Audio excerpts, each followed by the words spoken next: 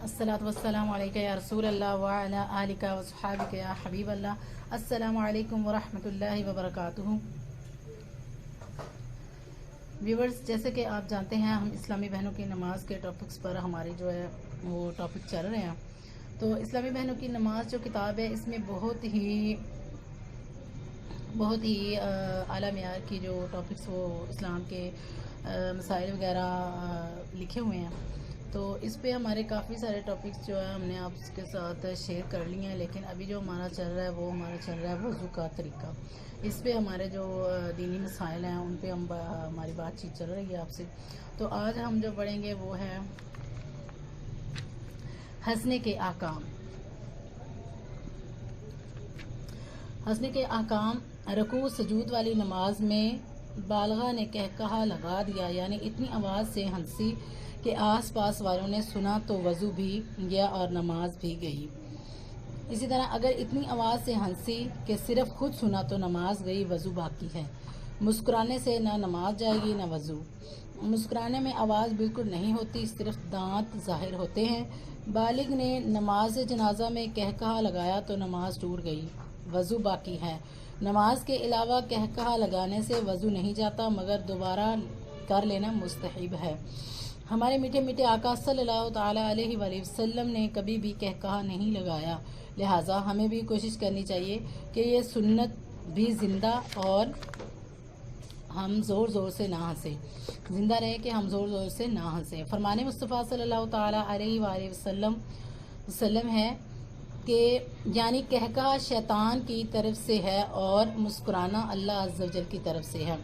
इसी हवाले से 7 मुतफ़रक़ात हैं, जिनमें पहला है कि पेशाब, पखाना, मनी, कीड़ा या पत्थरी मर्द या औरत के आगे या पीछे से निकले तो वज़ू जाता रहेगा। मर्द या औरत के पीछे से मामूली सी हवा भी खारिज हो तो वज़ू टूट गया।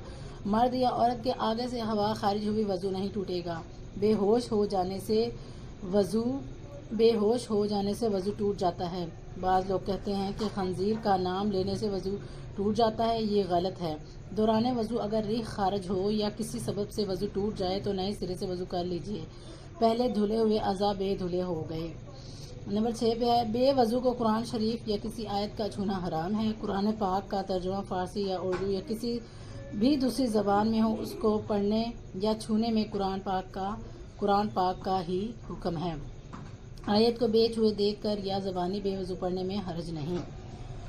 गुस्ल का वज़ू काफ़ी है। गुस्ल के लिए जो वज़ू किया जाता था वही काफ़ी है, ख्वाह बरहना नहाएं। अब गुस्ल के बाद दोबारा वज़ू करना ज़रूरी नहीं, बल्कि अगर वज़ू ना भी किया जाए तो गुस्ल कर लेने से अज़ाए वज़ू पर भी पानी बह जाता है, लिहाजा वज़ू भी हो गया। कपड़े तब्दील करने या अपना या किसी दूसरे का सरतद रखने से भी वज़ू नहीं टूटेगा। इसी तरह जिनका वज़ू ना रहता हो उनके लिए 9 अहकाम हैं। कतरा आने, पीछे से रीख खारिज होने, ज़ख्म बहने, दुखती आँख से बावजह मर्ज, आंसू बहने कान, आँख, पस्तान से पानी निकलने, फोड़े या नासूर से रतूबत बहने और दस्त आने से वज़ू टूट जाता है। अगर किसी को इस तरह का मर्ज मुसलसल जारी रहे और शुरू से आखिर तक पूरा एक वक़्त गुजर गया कि वज़ू के साथ नमाज फ़र्ज़ अदा ना कर सके तो वो शरअन माज़ूर है। एक वज़ू से उस वक़्त में जितनी नमाजें चाहे पढ़े, इसका वज़ू इस मर्ज से नहीं टूटेगा। दूसरा है, इस मसले को मज़ीद आसान लफ्ज़ों में समझाने की कोशिश करते हैं कि इस किस्म के मरीज़ और मरीज़ा अपने माज़ूर शरई होने ना होने की जाँच इस तरह करें कि कोई सी भी 2 फ़र्ज़ नमाज़ों के दरमियानी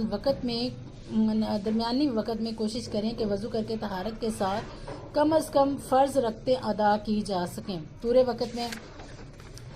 वक़्त के दौरान बार बार कोशिश के बावजूद अगर इतनी मोहलत ना मिल पाती कि वो इस तरह के कभी तो दौरान वज़ू ही उज़र लाहक हो जाता और कभी वज़ू मुकम्मल कर लेने के बाद नमाज अदा करते हुए हत्ता कि आखिरी वक़्त आ गया, तो अब नहीं इन्हें इजाज़त है कि वज़ू करके नमाज अदा करें, नमाज हो जाएगी। अब चाहे दौरान अदायगी नमाज बीमारी बायस निजासत बदन से खारिज ही क्यों ना हो रही हो, फ़ुक़हाए कराम रहमतुल्लाह फरमाते हैं कि किसी शख्स की नक्सीर फूट गई या इसका ज़ख़म बह निकला तो वो आखिरी वक़्त का इंतज़ार करे। اگر فون منقطع نہ ہو بلکہ مسلسل یا وقفے وقفے سے جاری رہے تو وقت نکلنے سے پہلے وضو کر کے نماز ادا کر لے۔ آگے ہے فرض نماز کا وقت جانے سے معذور کا وضو ٹوٹ جاتا ہے، جیسے کہ کسی نے عصر کے وقت وضو کیا تھا اور سورج غروب ہوتے ہی وضو جاتا رہا۔ اگر کسی نے آفتاب نکلنے کے بعد وضو کیا تو جب تک ظہر کا وقت ختم نہ ہوا وضو نہ جائے گا کہ ابھی تک کسی فرض نماز کا وقت نہیں گیا۔ فرض نماز کا وقت جاتے ہی معذور کا وضو جاتا رہتا ہے، اور یہ حکم اس صورت میں ہوگا جب معذور کا عذر دوران وضو یا بعد وضو ظاہر ہو۔ اگر ایسا نہ ہو تو دوسرا کوئی حدث یعنی وضو توڑنے والا معاملہ بھی لاحق نہ ہو تو فرض نماز کا وقت جانے سے وضو نہیں ٹوٹے گا۔ نمبر 3 پہ ہے جب عذر ثابت ہو گیا تو جب تک نماز کے لیے ایک پورے وقت میں ایک بار بھی وہ چیز پائی جائے معذور ہی رہے گا۔ مثلا کسی کے زخم سے سارا وقت خون بہتا رہا اور اتنی مہلت ہی نہ ملی کہ وضو کر کے فرض ادا کر لے تو معذور ہو گئی۔ اب دوسرے اوقات میں اتنا موقع مل جاتا ہے کہ وضو کر کے نماز پڑھ لے مگر ایک آدھا دفعہ زخم سے خون بہہ جاتا ہے تو اب بھی معذور ہے۔ ہاں اگر پورا ایک وقت ایسا گزر گیا کہ ایک بار بھی خون نہ بہا تو معذور نہ رہی۔ پھر جب کبھی پہلی حالت آئی یعنی سارا وقت مسلسل مرض ہوا تو پھر معذور ہو گئی۔ نمبر 4 پہ ہے معذور کا وضو اگرچہ اس چیز سے نہیں جاتا جس کے سبب معذور ہے مگر دوسری کوئی چیز وضو توڑنے والی پائی گئی تو وضو جاتا رہا۔